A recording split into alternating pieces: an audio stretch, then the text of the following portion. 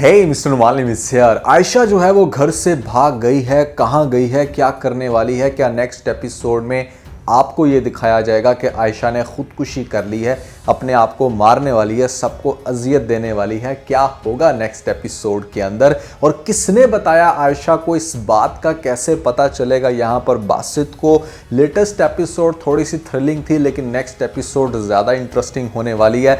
कुछ अजीब सीन्स भी देखने को मिलते हैं, कुछ ऐसे सीन्स भी जिनको देख के काफ़ी मज़ा आया। इस सारी बातों के ऊपर डिटेल्ड एनालिसिस देने वालों। फिर जो नए लोग आए मेरे चैनल पर जल्दी से दबा दें सब्सक्राइब का बटन, बना लो जिससे कदम इंस्टाग्राम फॉलो या @मालिम, क्योंकि आपके सभी क्वेश्चंस के आंसर मैं वहां पर करने वाला हूं। वीडियो का जस्ट लाइक स्टार्ट कर सकेंगे बहुत सुपर डुपर रिव्यू। तो चले आगे बढ़ते हैं।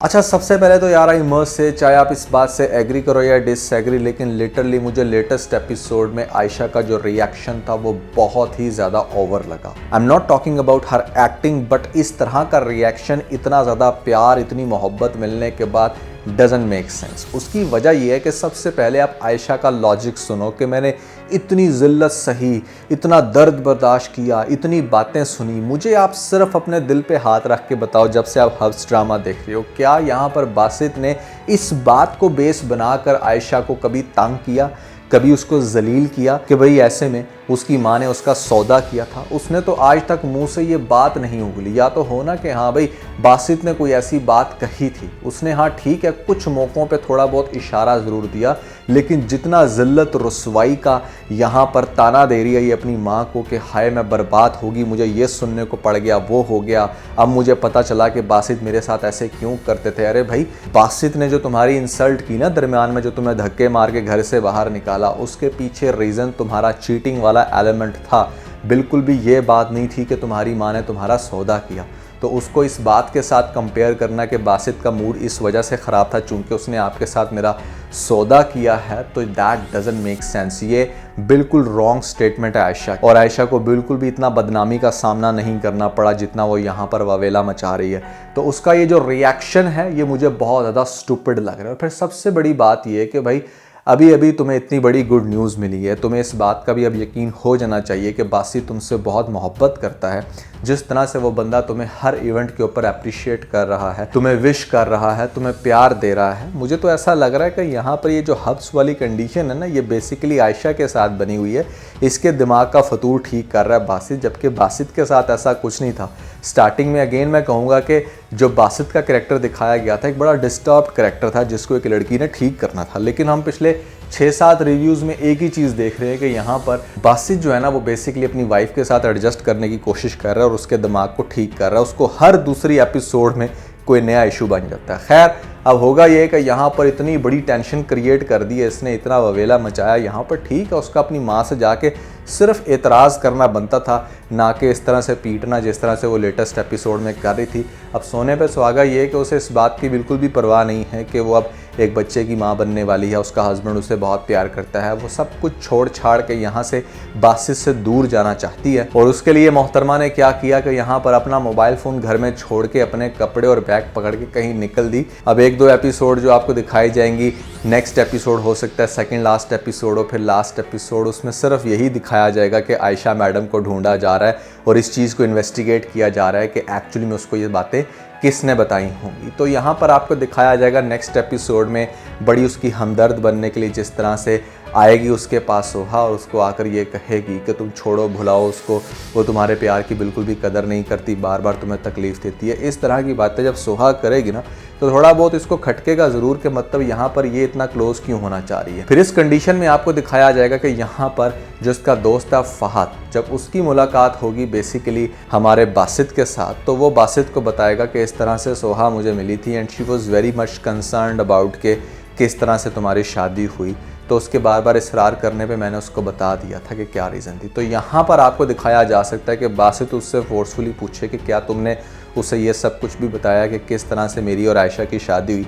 तो हो सकता है कि थोड़ा सा प्रेशराइज़ करने के बाद यहाँ पर फहद जो है ना वो ये बात एक्सेप्ट कर ले कि हाँ उसने वो सारी बातें की थी सोहा के साथ। अब जब वो ये बात क्लियर करेगा ना अपने दोस्त बासित को, तो फिर यहाँ से उसको क्लू मिलेगा कि अच्छा ये जो इतना ज़्यादा मेरा ख्याल रखने की कोशिश कर रही है, मेरे आगे पीछे है, बार बार मेरी तरफ तवज्जो दे रही है, वो लड़की जो कि कल तक मुझे मुंह नहीं लगा रही थी, अपने एटीट्यूड में थी, सिर्फ चूंकि मैं उसको रिजेक्ट करके आयशा के साथ शादी कर चुका था तो उससे ये बात बर्दाश्त नहीं हुई। तो फिर आपको दिखाया जाएगा कि यहाँ पर बानो भी कहेगी कि उसका बिहेवियर मेरे साथ भी बहुत बुरा था, वो तो मुझे भी बिल्कुल भी एक्सेप्ट नहीं कर रही थी। तो इस पॉइंट पर बासित बानो को कहेगा कि अगर तुम्हारे साथ सोहा ये सारा बिहेवियर कर रही थी, इस तरह से तुम्हें डिग्रेड कर रही थी, तो तुमने मुझे क्यों नहीं बताया। तो ये सारी जब कड़ियाँ मिलेंगी तो बासित को एक बात क्लियर हो जाएगी कि यहाँ पर जो सोहा है बेसिकली उसने घर ख़राब करने की अपनी पूरी कोशिश की और अब आयशा का कोई अता पता नहीं कि आयशा कहाँ चली गई। नेक्स्ट एपिसोड में एक और इंटरेस्टिंग काम होने वाला है, वो ये कि यहाँ पर जिस टाइम आपको दिखाया जाएगा कि जोया को लेकर गए थे गायनेकोलॉजिस्ट के पास, तो वहाँ पर वो आगे से कह देगी कि भाई तुम्हारी बेगम तो प्रेग्नेंट है ही नहीं, तुम क्यों इसकी इतनी खातिरतवाज़ा कर रहे हो। तो ये बात सुन के डेफिनेटली उसके हस्बैंड को बहुत तकलीफ़ होगी, माँ भी काफ़ी ज़्यादा शोर मचाएगी कि ये तो लड़की है ही झूठी मक्कार, इसको इसकी जगह पर छोड़ कर आओ। अब आप में से बहुत सारे लोग जो पूछ रहे थे कि क्या नेक्स्ट एपिसोड में जोया को डिवोर्स मिल जाएगी, नहीं डिवोर्स नहीं मिलेगी, लेकिन बहुत बुरे तरीके से जलील होकर दोबारा से अपनी माँ के घर में आके बैठेगी। माँ को बहुत बड़ा लेसन दिया जा रहा है नेक्स्ट एपिसोड में कि यहाँ पर वो बेटी भी वापस आ गई जिसने भाग के शादी की थी, यानी कि जोया। बानो की शादी उसने होने नहीं दी थी और जो दरमियान वाली बेटी है हमारे पास आयशा, वो भी बहुत बुरे तरीके से डिस्टर्ब होकर घर आई तो थी लेकिन घर छोड़कर चली गई, यानी कि मामला फिर वहीं का वहीं। और जो घर जिसके लिए ये सारा कुछ किया उसकी भी कोई गारंटी नहीं कि वो नाम पे है भी है।